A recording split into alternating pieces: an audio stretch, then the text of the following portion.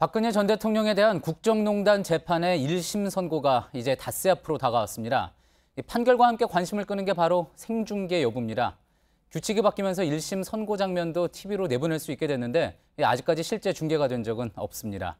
법원이 중계를 허용할지 말지 이번 주 초에 결정됩니다. 김선미 기자입니다.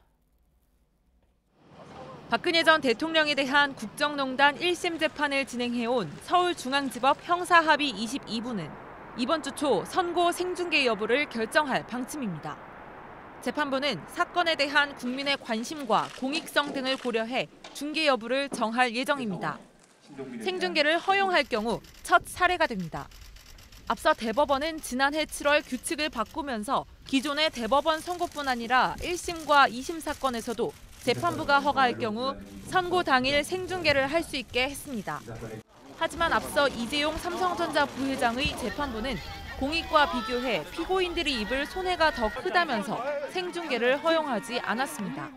또 최순실 씨의 재판부는 최 씨가 동의하지 않았다면서 역시 허가하지 않았습니다.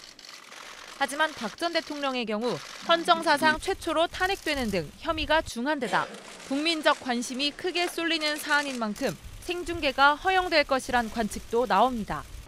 지난해 10월부터 재판 보이콧에 나선 박 전 대통령은 선고날에도 법정에 나오지 않을 것으로 보입니다.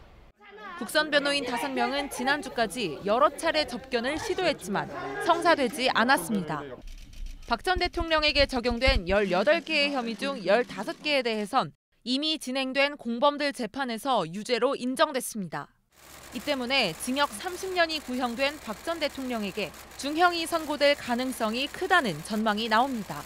JTBC 김선미입니다.